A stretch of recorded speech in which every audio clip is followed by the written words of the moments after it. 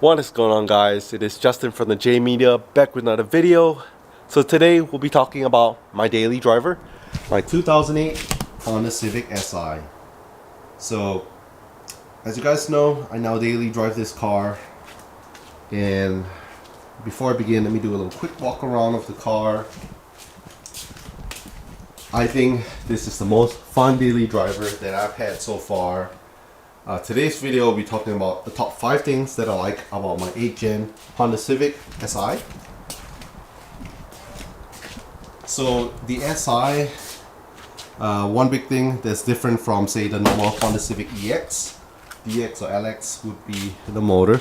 So the Si comes with the K20Z3 engine, 2-liter naturally aspirated. Comes in the 2-door coupe or the 4-door sedan. I have the coupe. Both make the same power, but you know, if you want more practicality so that you can have family, bring people around, grocery getter, all that good stuff, sedan would be great. The coupe has back seats as well, so you can seat people back there, but you know, being a 2-door might be a little inconvenient if you ferry people around all the time. First thing that I like about this Si, so the 8th gen Honda Civic Si in general, whether the coupe or the sedan, you could buy for under $10,000 right now. So in 2022, under $10,000 can get you a nice fun car. These things stock from the factory, make about 200 horsepower, but they have a lot of tuning potential. You can make the handle great. So yeah, for under $10,000 for a fun, nice car, you can't go wrong with that. Alright, item number 2. So the SIs only come with a manual transmission. So 6-speed manual transmission. Like I said, I know the EX you can get in like the automatic or the manual, but the SI only comes in the manual transmission. So some people say, and I know a lot of you guys who have driven Hondas before, whether it's the 8th gen, 6th gen, or any generation at all, can say that Honda makes some of the best shifters in the market. So yeah, if you are trying to learn how to drive manual transmission, getting an SI can go wrong. The 6th gen SI is great as well, the EM1s, but they're just, you know, getting harder to find. And to be honest, even though they're older than the 8th gens, some of them are getting more and more expensive now, the EM1s compared to the 8th gen SIs. So yeah, 8th gen SIs, if you don't know how to drive manual, you want a first manual car, yeah, they make great shifters. It's a great car to learn in. And then next thing, so we talk about the manual transmission, we gotta talk about the driving of it. This car is a blast to drive. Like I said, you know, from stock, makes about 200 horsepower from the factory. With a couple mods, just bolt-on mods, you can easily make about 230 to 250 wheel horsepower. So right now, the way my car sits, I'm guessing it's in that range. I haven't had it dynoed, so I'm not 100% sure, but it is anywhere from 230 to 250 wheel horsepower at the moment. If you guys are wondering, I have an intake. I have full 3-inch full race exhaust, skunk 2 headers, skunk 2 cams, and a tune on it. So yeah, right around that kind of power range is my guess. I've had friends who had similar power band cars told me, yeah, this car is about there.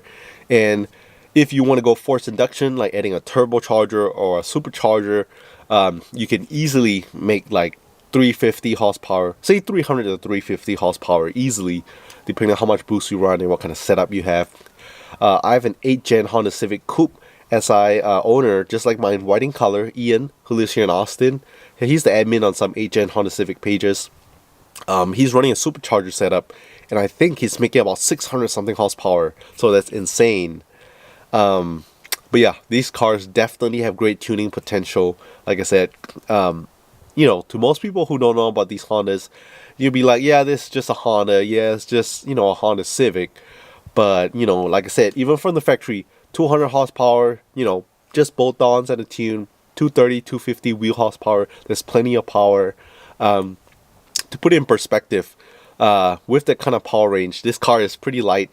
So with that kind of power, you're roughly, I've heard, again, I don't condone racing. I personally don't. I just chill on my drive home. But I've heard people, you know, being faster in full bolt-ons and tune 8th gen Honda Civic, being faster than Subaru WRX, being faster than Ford Focus ST. So even though those cars are turbocharged, like I said, especially once you hit VTEC in this car, man, this thing pulls.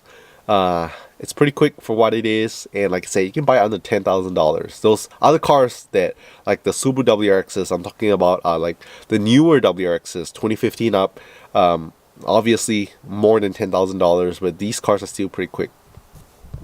And while I'm on the topic of power, you can see my dash right here.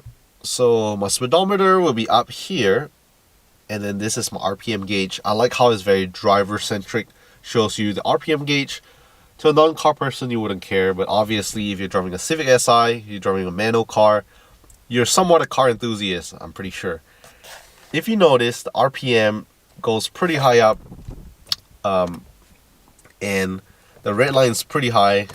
Let me go ahead and put it on. I think my thing timed out. There we go. Yeah, so RPM, I believe, is at 8,200 RPM, so that's pretty high for a red line. Like I said, you get more power once VTEC kicks in, and usually VTEC, if you're not tuned, VTEC kicks in around like 5,800 RPM, around that range, around slightly over 5,000 RPM. So you have this power band from 5,000 all the way pretty much up to 8,200. Some guys even get it tuned where VTEC kicks in lower at like 4,000 RPM. You can get your red line adjusted higher at 9,000 RPM. So yeah, like I said, I love that high red line, that high-revving NA engine.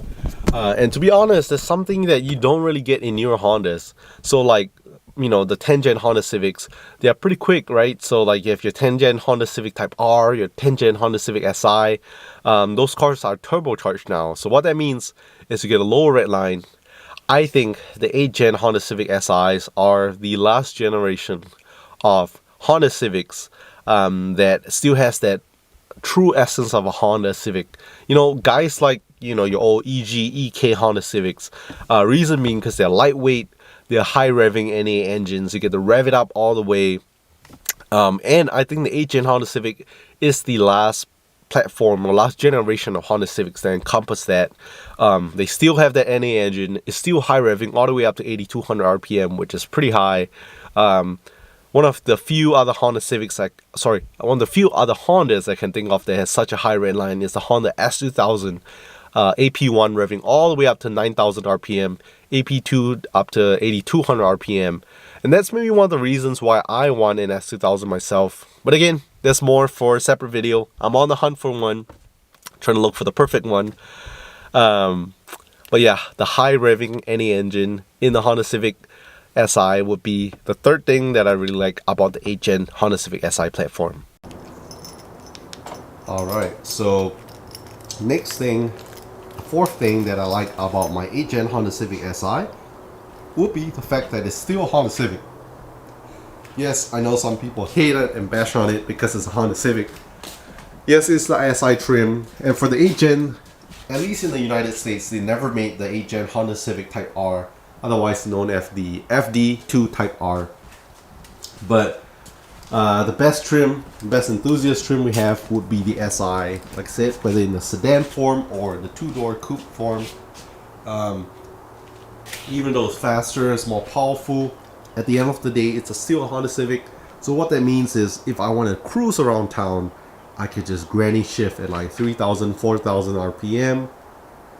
Just change gears, and I can get pretty decent gas mileage. So the only downside would be being the SI, you have to pump premium gas.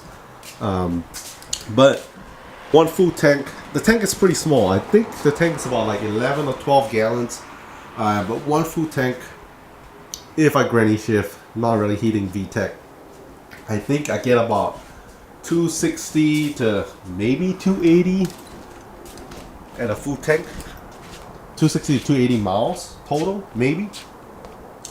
Obviously, if you get an EX model or other model, you know, gas mileage is gonna be, you know, way better, like 300 to 350 miles. But I think for a fun car, it's pretty good, pretty decent. Like I said, it is a fun car, so You could drive around like a granny shifting, or if you want to have some fun, you can drop a gear, step on the gas, hit VTEC, burn more gas, and have some fun. So you can either drive like a granny, get more miles per gallon, or you can go ahead and drop a gear and get more smiles per gallon. Alright, and the fifth and final thing I like about my 8th Gen Honda Civic Si. So again, tying back to the fact that this is a Honda Civic, it is an 8th Gen, it's a generation that's been released for a couple years now. The 8th Gen Honda Civics are produced from 2006 all the way up to 2011. So the main difference would be the 2006 to 2008, you have this front end, and on the 2009 to 2011, they switched the front end up. So if you get the coupe, for example, the front bumper looks a little bit different, grille looks a little bit different. Other than that, it's pretty much the same thing. But yeah, since these cars have been released for over 10 years now, if you want to get parts to modify it, they are pretty cheap, pretty affordable. Newer cars, obviously, newer car mods will be more expensive. So I do have some pretty nice quality parts on my car from Mugen, HFP, Rays. So obviously they're going to be a little more expensive, but if you want to get cheap parts, let's just say if you want to get like headlights, cheap headlights, or cheap mods, you can get them pretty cheap online. You can look on eBay, Amazon, you can get some pretty cheap mods. Window visors, for example, I have these window visors for pretty cheap, I think like 20-30 bucks. And yeah, if you want to upgrade your interior, for example, like that, the touchscreen double din display looks more modern with Apple CarPlay, Bluetooth, all that good stuff. I made a video on that, by the way, on the channel if you want to check out the install. But that you can get for like, say, 300 bucks online. Yeah, like I said, obviously I have nice parts like Volk Racing T37s, those aren't cheap. HFP rear lip, side skirts, all that are discontinued and not cheap as well. My Cybon carbon fiber wing. So I have some nice parts on there that aren't exactly cheap anymore, but I think all in all, the 8th Gen Civic platform, you can get lots for pretty cheap. Let's just say an intake. If you find a shock ram or core intake, let's just say you go with a really generic eBay brand, you don't care about the brand, it's your first time modifying a car, you're on a budget, we understand, I've been there. You can get an eBay intake for the 8th Gen Honda Civic platform, I want to say for maybe maybe $100 or so, pretty cheap. In comparison, I think if you want to get something for the 10th Gen Civics, they're probably going to be more expensive, a couple $100. That just goes the same for all newer cars, every mod is more expensive on them. Yeah, there's just so many mods for the 8th Gen platform as well, so I definitely recommend if you're looking for a fun, cheap car to modify, this is it. Especially if this is going to be your only car, your daily driver, your grocery getter, and your fun weekend car. This encompasses it all in one. Again, to recap, you can get this car, the 8th Gen Honda Civic Si, for under $10,000. Only comes in a manual transmission, a 6-speed manual transmission with the K20Z3 engine that makes about 200 horsepower from the factory. You could drive it, have fun with it, miles per gallon, or you could drive like a granny shifting 3,000-4,000 RPM and get pretty good miles per gallon. All the modifications on it are pretty cheap since it's still a Honda Civic. So yeah, you don't break the bank if you were to modify these cars. So more, there you have it. I hope you guys like this little video. I know I have some people out there looking for a good first car or a good first manual car. This car is kind of in between. It's not that old, it's not that new, it's right in between. So it does have some, I guess you can say modern day amenities, like, you can always switch it out to LEDs and stuff like that. You have traction control, all that good stuff, ABS, versus I know some older cars, you don't have all that stuff. Even though it does have some driver assist, it doesn't have the electric power steering, so it still have a power steering pump. What that means is the driver feel the steering wheel when you're taking corners and stuff still feels like an older Honda Civic. Like I said, even down to the high-revving NA engine, the high red line, the VTEC crossover, all that is, I think the true Honda. Now Honda has moved to, smaller engines with turbochargers, but yeah, I think the 8th-gen Honda Civic Si is pretty much the last generation of the true Honda driving spirit. Alright, so I hope you guys like this little video. I had a bunch of fun making this video. If you guys want to see a video of the 5 things I don't like about my 8th-gen Honda Civic Si, I can make that video as well. To be honest, it's easier to think of the things I like about this car than the things I don't like about it, just because I love this car. It's a fun car to drive. Like I said, I drive this car to work and back every single day. I put a lot of miles on it just because I work pretty far from home. Daily, I drive about 80 miles. If I run some errands, maybe 100 miles a day. So that's quite a lot of miles. I fill up gas on this car 2 times a week. So yeah, I definitely have my fun share of driving this car. But again, if you guys stay to the end, don't forget to leave a thumbs up, subscribe if you're new to the channel. Thanks so much for watching, and I'll catch you guys in the next one.